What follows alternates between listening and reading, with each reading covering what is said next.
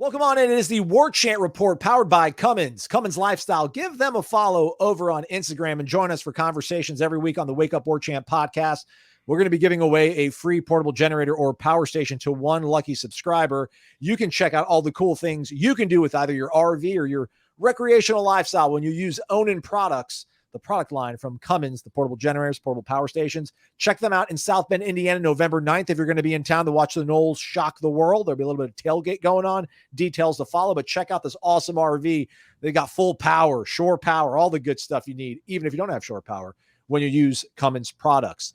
Pre-game show for this Friday tilt between Duke and Florida State will be going down at a to-be-determined time. Check your local listings over on warchant.com.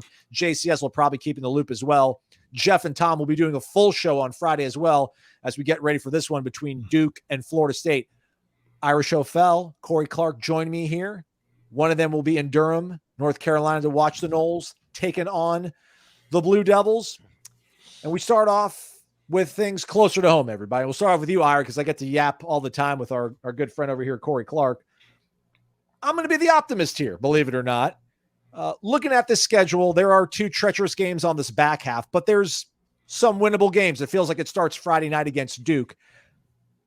How much of that kind of changed your feelings about things? And with the changes that you've seen in practice and on the depth chart, is this kind of like an extended 6-week audition, much the way that bowl game in Orlando against Notre Dame in 2011 or whatever it was? That was like that little flashpoint to see if you could get something momentum-wise, future-wise created. Does this feel like a 6-week kind of on-ramp for Florida State to figure things out in 2025? And is it littered with, dare I say, winnable games in your estimation, Ira? Yeah, I think especially on offense it is.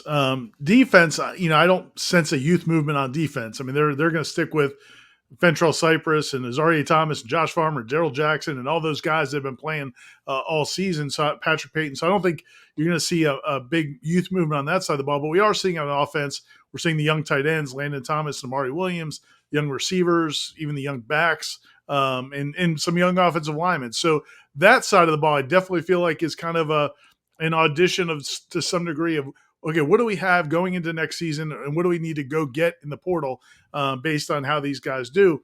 As far as how winnable these games are, I think it's one of those things where, like, before the season, I thought the second half of the season was much more daunting. The last 6 or 7 games. Now you see North Carolina has really fallen apart. Duke has a 5-1 record. We'll talk about that more, but you don't really know how quality those wins are. Well, we know they're not a lot of quality wins. Florida obviously is we don't know what Florida's going to look like at that point in the season. So I guess to your point, yeah, I get what you're saying, but on the flip side of it, this team has been bad against everybody. So I don't know that I could be real confident about this team going into any of these games. The fact that they are making these changes, though, does give you at least something to look forward to. Like, I feel a lot more interested, and I would assume a lot of Florida State fans are a lot more interested right now if it was the same lineup we saw for most of the first 6 games. This at least will be something different, and Florida State fans have to hope it's better. Feels like Ira's saying different but the same. I'm not buying that, Corey. Is there any optimism when you look at the schedule again? Duke, I think, is 9th right now in the conference. UNC 16th. They're even below Florida State. You got Charleston Southern as well. We'll see how the Gators look. Is there enough winnable games to give you some sort of semblance of momentum and hope for 25? And can some of these changes, could an offensive lineman like Jalen Early give you a core maybe to start building around on top of all the other guys that we've seen do fairly well in limited youth movement time, if you will? Well, I mean, obviously we'll see. I think that, and that's my answer. We'll see, Aslan. Next question. And that was my answer. That was my answer too. That was my answer too. I think when it comes to winnable games, it's like, okay, yeah, maybe you get to 4 wins instead of 3, or you get to 5 wins instead of 4. At the end of the day, the season is the season. I'm not so much worried about wins and losses. I'm more worried about the guys like Ira was alluding to, the guys that are younger that will be back next year. They have a lot of dudes on their team starting at least the first month of the season that won't be back next year, including legitimately like the entire offensive line, most of the defensive line, some of the secondary, some wide receivers, running backs. Like, they're losing a ton. Now, it's addition by subtraction, apparently, with a lot of those guys, because the record is the record. But I want to see what they have in the cupboard. I want to see what's coming next, and they have to see what's coming next. So, yeah, seeing Jalen early at guard, seeing if that looks different, him and Otto, because that might be something to build around. That might be a core in the middle of your offensive line that you feel good about going into next season. I say might because there's nothing we've seen. There's no indicator over the last 2 years that makes us think all of a sudden they're going to have good offensive line play, especially when it comes to running the football. So we'll see what it looks like. But, yeah, I think it, more than anything, man, I think, and I've said this ad nauseum, I'll keep saying it, skill players, want to see more of them, got to know who the quarterback is. You got a 6-game runway. Whether you win these games or lose them all, you've got a 6-game runway to figure out if your quarterback for next year is on the roster right now. I think he is, but you've got 6 games to figure it out. And real quick on the offensive line, just because we're only talking about 2 specific young guys, but if Richie Leonard comes back, he's apparently had season-ending surgery. If he comes back next season, I think he was playing decently at guard. Andre Otto is kind of a backup center, so maybe if he and Early are legit, then that would at least give you your 3 interior offensive linemen theoretically. Yeah. Now you're just trying to piece the tackles. Tackles are obviously important, but it gives you much more than probably what we thought a few weeks ago. Because like Corey said, going into the season, we all talked about how experienced that offensive line was, but most of those guys are going to be gone after the season.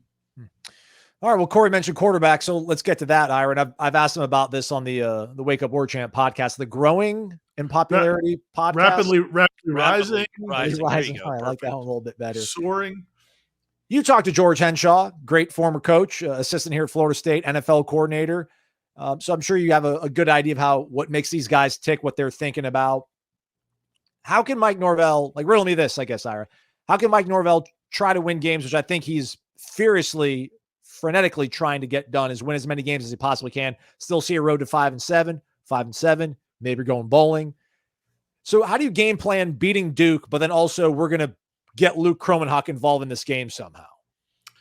Yeah, I don't think that's the plan. We'll see. We'll see what it is. But my guess would be, I just think these next 2 games, I don't think they're ideal for Luke Kromenhoek to play in. At Duke's got a very confusing defense. I'm not saying it's the most athletic or the most dominant physically, but Manny Diaz is going to bring a lot of different pressures. I think it's like 10 or 12 guys on that defense have over 3 tackles, or at least 3 tackles for loss. So they're going to bring pressure from everywhere on the field. And you're not going to know where it's coming from. So I think it's going to be tough enough, I think, for Brock Glenn.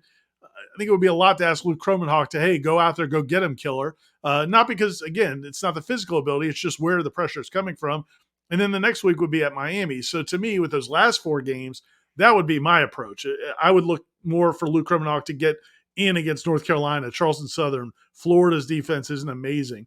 Now, maybe, and when we talked to Mike Norvell this week, he said, there's a chance Luke Kromenhoek will play in any of these games. But I still think you'd like to keep that red shirt if you could, not even for Florida State 4 years from now, but, it's just the right thing for Luke Kromenhoek. So my guess is I don't think they're going to need to force to get him in. You still have 4 more games later in the season to try to do that. I think they do need to play him, though, because that is going to be a real quarterback competition in the spring. Florida State with 93 pressures on the season, Duke with 105. Although I don't know if Florida State's really the hallmark of havoc creating defenses right now. But Corey, I've asked you this on the pod. Maybe you've got a more refined answer to this, but how will Mike create a game plan that's going to focus on beating and winning the game against Duke that can still somehow insert Luke Kromenhoek into the game plan to help facilitate that goal of winning the game? Yeah, Aslan, we'll see. There we go. Awesome. I'm 2 for 2. The I'm theme 2 for for 2, the night. everyone. These questions they're tough to answer, Ira. I don't know. I don't know what Norvell's thinking. Look, yes, I think the overall point is that Norvell desperately, as Aslan said, frenetically wants to win this game, is trying really hard to win this game. You don't want to go 1-11. You want to, obviously this season has been a failure, but you want to make it as less a fail, the least amount of fail as possible. And this is a winnable game. The one next week probably isn't. The one in South Bend probably isn't. But this is a winnable game. So you don't want to, you don't want to wreck your chances of getting one of your rare wins of the season to get some kids some live reps. But also part of coaching, and whether I'm talking about now or the Notre Dame game or the North Carolina game, part of coaching is preparing a game plan that your true freshman quarterback can operate and get him prepared for whatever he's going to see. But, man, just stack up game reps. Just stack up game reps. You can practice for 2 years and look great. The first time you go, we saw it with Tate Rodemaker, man. We saw all the things he did well in practice. Looked good, looked like the better quarterback at times. There were days where he was operating at a better level than Jordan Travis. And then he would go out to a game and throw it right at a linebacker. He did it like the second game of the 2022 season. And then he started to stack reps where he wasn't a catastrophe. But you just got to – there's nothing like game experience for confidence.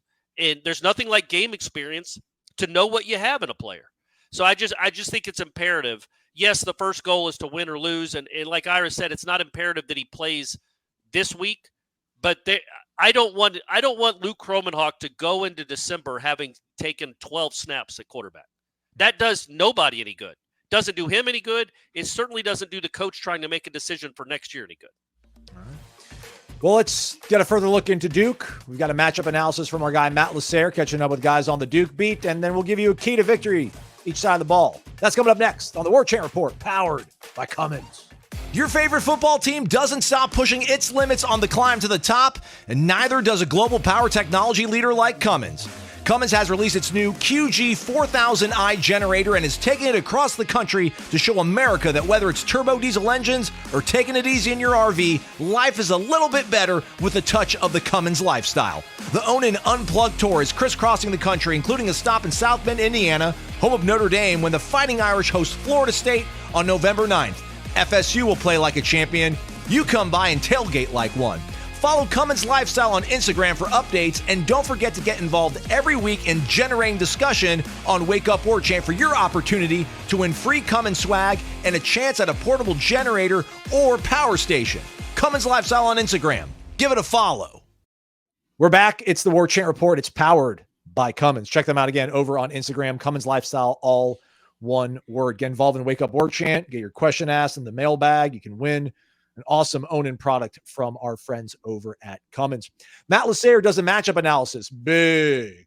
I mean, we used to measure stories in word count, Ira, or like inches, right? Inches? Column inches, yeah. Yeah.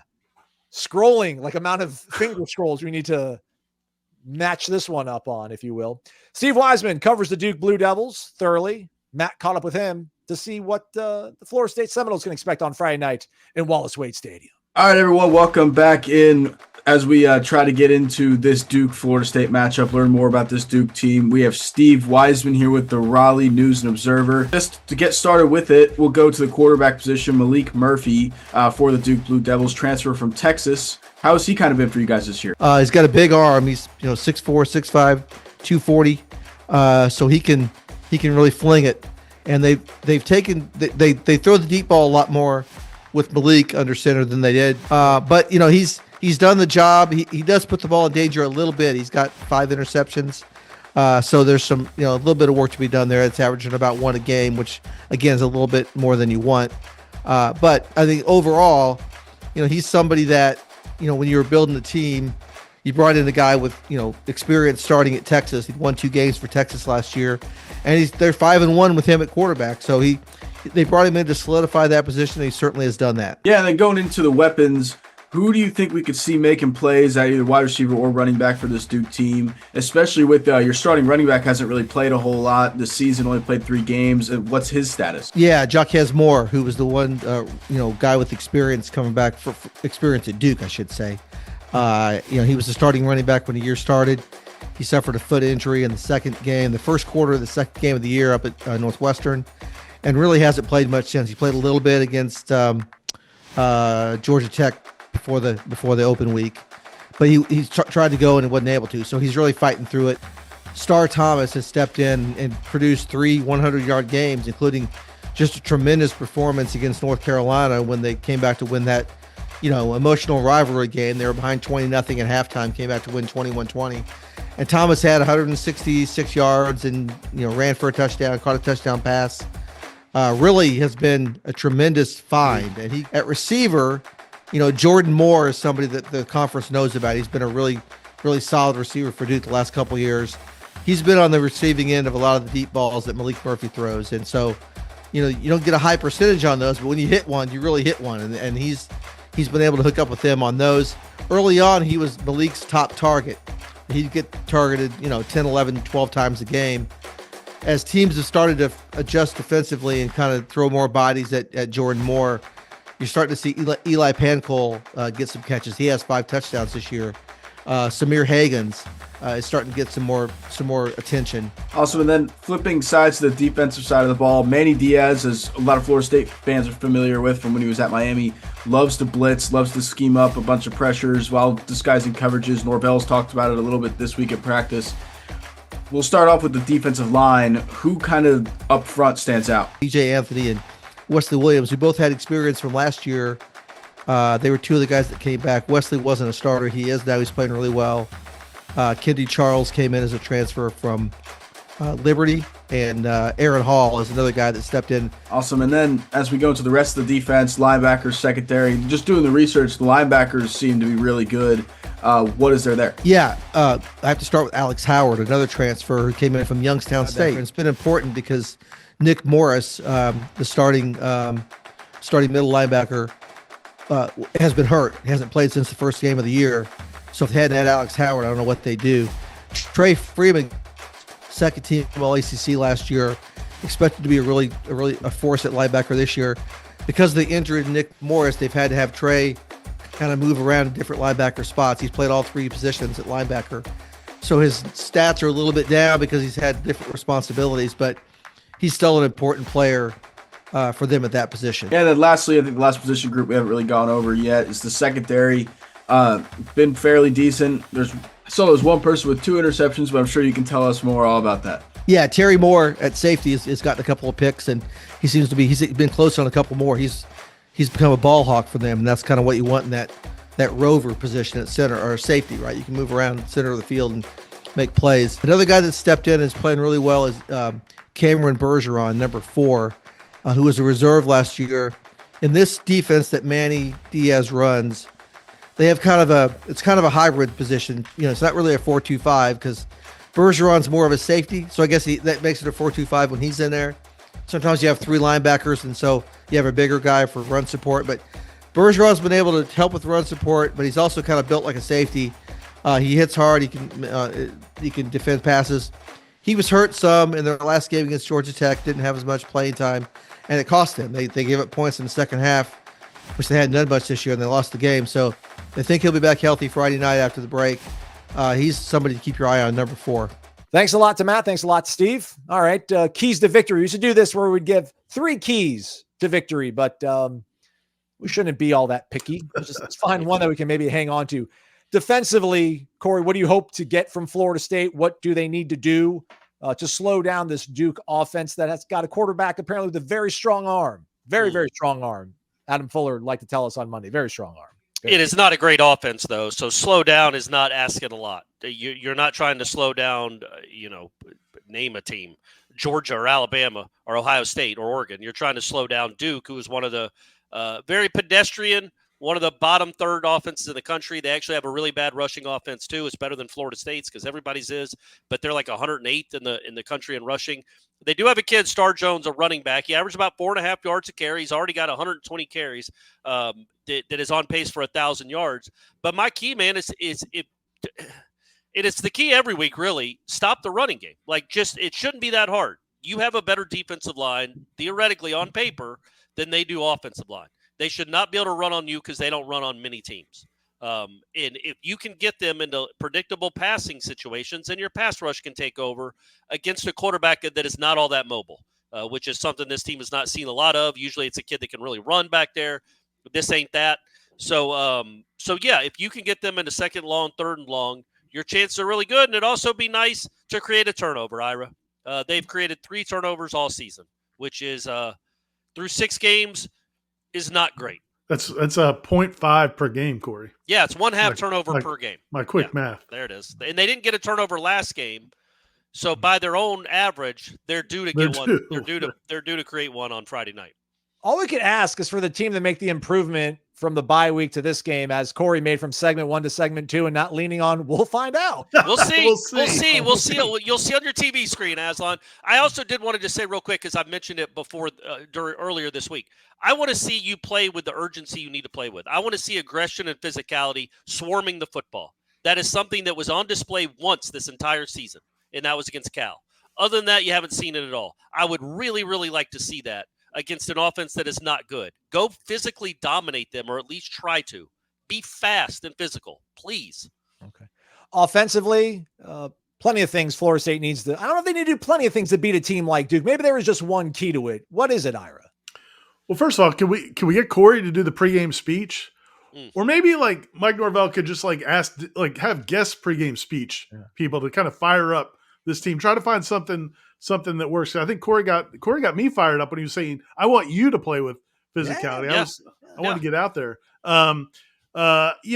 If there was one key, I really do think there's one huge key for Florida State offensively in this game, and it's to not make huge mistakes and not have a ton of tackles for loss. Duke averages, I think, around 10 tackles for loss per game. I believe that's accurate. They've got they'll bring pressure from a lot of different angles. Florida State now, again, in this game, you're going to have in the middle of your offense, you're going to have a redshirt freshman guard making his second career start, a redshirt sophomore guard making his first start at guard, and then you're going to have a redshirt freshman quarterback making his second start of the year, and Cam Davis, depending on the formation, Cam Davis, a true freshman running back, is your running back. So you're going to have 4 dudes right in the middle who do not have a lot of experience. So if I'm Manny Diaz and Duke's defensive coaches, I'm figuring out some ways to try to confuse those guys. And so to me, that's going to be the key to the game, not just not turning the ball over because of those mistakes, which can happen either by, obviously interceptions, but also blindside hits on the quarterback or running back getting hit in the hole before they expect it, but also just huge tackles for loss that change field position. And obviously Alex Mastromano is one of the best punters in the country, maybe the best punter in the country. And you have some weapons in the return in the special teams to help you in that area. But man, you just can't get backed up to where you give Duke a short field, because I don't think Duke's offense is good enough against the Florida State defense that, if they care at all, should not let Duke go up and down the field offensively. I think Duke, they were shut out until late in that game against North Carolina. Georgia Tech, they had a bunch of 3-and-outs in that game against Georgia Tech. And I don't think either of those defenses is great. So Florida State's defense should be able to control the game. You just can't give Duke a short field, easy scores. And to me, that the key there is to just not have the catastrophic mistakes. Ira was completely wrong. Duke averages 9.7 tackles for loss in each game. Get it together, Ira, man. I'm trying to be pros here, and you're throwing out nonsense. My bad. Ole Miss, first in the country at 10.5. Duke, number 1 in the ACC, again at 9.7 tackles for loss. So definitely something to keep an eye on. You've got your on one thing. You want to know the picks, everybody, right? You want to know what we're going to pick? You want to know what the whole staff's going to pick over Warchant.com? Just got to wait, I don't know, like 30 more seconds on an ad or something like that. Stay tuned. Game picks coming up next on the Warchant Report, powered by Cummins. Your favorite football team doesn't stop pushing its limits on the climb to the top, and neither does a global power technology leader like Cummins. Cummins has released its new QG4000i generator and is taking it across the country to show America that whether it's turbo diesel engines or taking it easy in your RV, life is a little bit better with a touch of the Cummins lifestyle. The Own Unplugged Tour is crisscrossing the country, including a stop in South Bend, Indiana, home of Notre Dame, when the Fighting Irish host Florida State on November 9th. FSU will play like a champion. You come by and tailgate like one. Follow Cummins Lifestyle on Instagram for updates, and don't forget to get involved every week in generating discussion on Wake Up Warchant for your opportunity to win free Cummins swag and a chance at a portable generator or power station. Cummins Lifestyle on Instagram. Give it a follow. Welcome back in. It is the Warchant Report, powered by Cummins. Cummins Lifestyle. It's all one word on Instagram. That's all we ask. Very small gesture. Just go give them a follow on Instagram. Check out what they're doing with all the awesome products over at Onan, especially, or rather, all the awesome products over at Cummins, especially the Onan line of products. They get your RV, recreation vehicles of all sorts. If you want to go camping, I'm a glamping kind of guy. Take my power station with me. It's all available for you over at Cummins Lifestyle. One word, Instagram. Give it a follow. Warchant.com, Ultimate Seminoles Sports Source. Don't forget, pregame show, TBD, but there'll also be a JCS going on Friday from 1 to 4 o'clock. Post-game show, 10 to 15 minutes after the game. with Gene Williams and Tom Lang. Warchant Wrap, powered by Vitamin Energy, also coming after the game. Corey is going to be our boots on the ground. Try to get a good shot framed up, Corey. Can you go to the Irish O'Fell School of Framing Live Shots real quick, like a crash course? Yeah, of course. Okay. Mhm. I can't decide if I'm going to do it from the press box like Ira did, or I'm going to go out and about. I might do it from the visitors' locker room. Okay. You'll see the stadium in the distance. Right. That would be really pretty with the lights and everything. That'd be picturesque. So we might do that. All right. So this game is Friday night. Is it 7 or 7:30? 7 p.m. sharp? I think? 7, I believe. Yeah. Also, do you think we can get Cummins to sponsor like a Warchant camping trip where we go rough it for a couple days? Corey and I fishing. You're making breakfast on the little grill with the generator. I feel like this should be some good Cummins content. Yeah. I don't know what we would charge him for that, but when Florida State goes to UNF and hoofs it in the dorms, like we'll go stay somewhere else, like we'll stay in the outdoors and somewhere in the greater Jacksonville area, and we'll tough it out there. All right, so this game currently, as we talk, is a 3-point spread. Duke is favored by 3. Home team getting the 3 points, so feels like a pick'em coin flip. We're going to have to pick them, but first, the staff over at warchant.com gives us their predictions for Duke and Florida State. Florida State has one streak left, despite the end of Jimbo Fisher, Willie Taggart, everything else that's happened to this program for the last several decades, and Noles have never lost to the Blue Devils. So this will be a big one for the Noles, traveling Friday night to take them on. Now, there's some encouragement with Florida State, as well as Brock Glenn played, and he brings a little bit more excitement to the team. So there's a chance. This is the first time in a while I think Florida State's got a legit chance to win the game. To quote Bill Parcells, you are what your record says you are, and I think for Florida State that's very apt. That is accurate. They played like a 1-5 team. But Corey Clark wrote a really good column, if you missed it early this week, that Duke at 5-1, that's a little bit fraudulent when you're beating Elon, Northwestern, MTSU, UConn, and then getting by a bad North Carolina team.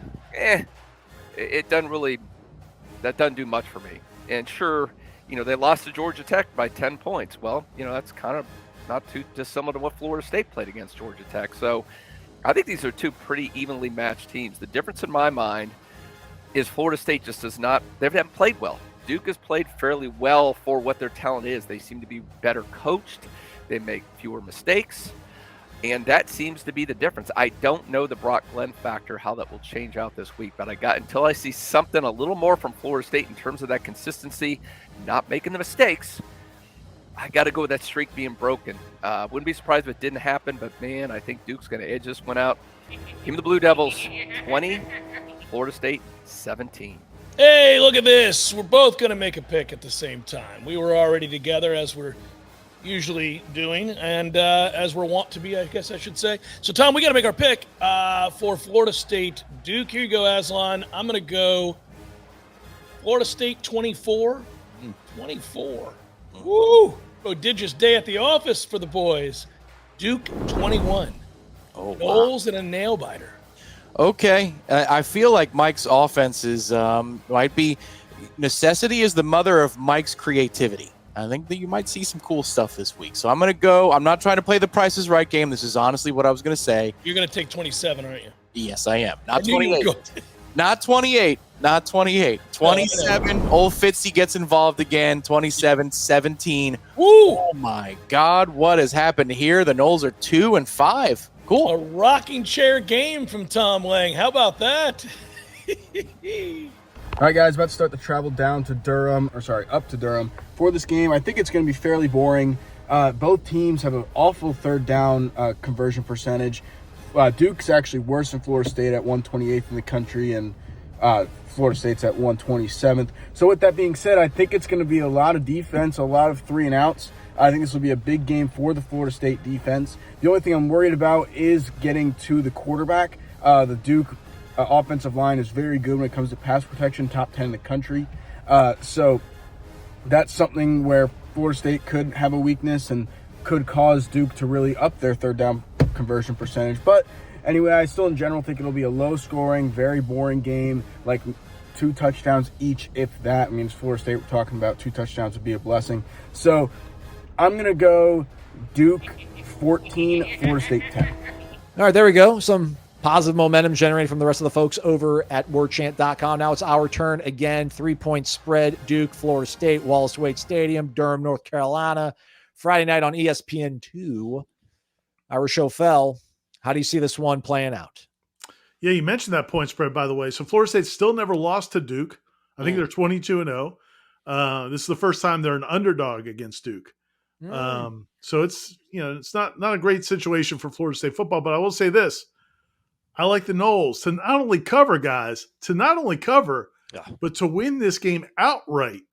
I'm saying Florida State's going to win this game 24-17. Ryan Fitzgerald's going to be welcomed back onto the team. He's going to get to kick a field goal. And Florida State's going to win by 7 points, which, I mean, I never thought I'd predict it, but that's how excited I am about Brock Glenn and some of these changes on the offensive side of the ball. Take it, Corey. Take that momentum. Push it further. Keep it rolling. Your turn. Yeah. It's a sod game, Aslan. Ira. It's a sod game because it's their road underdog. I mean, I know it doesn't feel like maybe the Florida game from '93, but it's a sod game. It counts. Who would you make the sod captain? Mastromanno. Mastromanno is my captain because if you're going to win, he's going to have a big night. Again, you want your best players to have the ball as much as possible. Look, I know that Duke is gettable, gang. This is not an unbelievable, unbeatable Duke team. But one team has learned how to win over the first half of the season. One team has learned how to lose. Until this team that we cover proves that they can figure out a way to win and make winning plays, I think it will be a close game. I'm going to assume that Duke will do enough in the fourth quarter to pull out the victory, and Florida State won't be able to match maybe one score. So I'm thinking, I don't know, 23-20. Does it matter? 26-20. 23-20, 23-8. Who knows with this offense, man? I hope I'm wrong. Let me stress that I hope I'm wrong. But nothing I've seen from this football team offensively through 6 games gives me any hope that they're going to go put on a show on Friday night in Durham. Don't be a fan later. Don't be a fan later, Corey. Yeah, that's a fair point. It's a fair point. I'll eat my crow. Yes. I'll eat my crow. And it'll taste so good to get to 2-5 with a big road dub over Duke. I think it's an easy dub for the Noles. I'm going 28-10. Let's go. 28-10. All right. Not a good offense. Yep. I think the only touchdown I remember seeing them score against Georgia Tech was when Georgia Tech blitzed their safety who runs like a 5.4 40 from like 12 yards off the line of scrimmage. Adam, don't do that. And I think you'll be able to hold them to a very low point total. And I think the offense is going to move the ball, man. I think Brock did enough against Clemson that I know we shouldn't get into the whole inverse property of stuff, but if you can move the ball against Duke and eliminate against Clemson and eliminate some of the mistakes, get on the same page with Hakeem, that might've been a touchdown if they were on the same page. Yeah, I think 4 touchdowns is a reasonable expectation. I'm here. We're here now. Man, We've awesome. made it. We've crossed the Rubicon. We're now able to win, I think, comfortably. So we'll see how it all goes. That would be amazing. 28-10. Just think about it. Corey, just imagine sitting in that press box with Florida State leading by 18 points in the fourth quarter. Yeah, like taking a knee, like just with a minute and a half left, or Duke just gives up and they're running to the line. Yeah, man. Yeah. Hey, you know what, Ira? I do see teams do that all across this country of ours. Teams do win when they're 3-point underdogs, win comfortably sometimes. So, yeah, it definitely can happen. But I'm not buying this team scoring 4 touchdowns. That would be 40% of what they've scored through the first 6 games. So, but I hope it happens. I hope I'm wrong. I'm wrong. Could be a defensive score in there. You never know, right? That's true. Could be a punt return. They'll catch it, and after they catch it, he's going to make a few guys miss and take it to the house. All right, let's do it. There we go, everybody. Again, Friday night, 7 o'clock, ESPN2, Duke, Florida State. We got you covered over on warchant.com from now until then. Jeff Cameron Show, Wake Up Warchant. Coach Speak dropping at some point, I would assume, gentlemen? Yeah, I believe so. Yeah, I think there's some goodies coming on Coach Speak as well. All right, there we go. Pre-game show, post-game show, Warchant wrap. Again, who covers your favorite team as good as the guys on the screen and everybody else that helps us behind the scenes and that are in front of the camera on their own shows. For Corey and Ira and the rest of the staff over at warchant.com, thanks so much for watching this edition of the Warchant Report, powered by Cummins.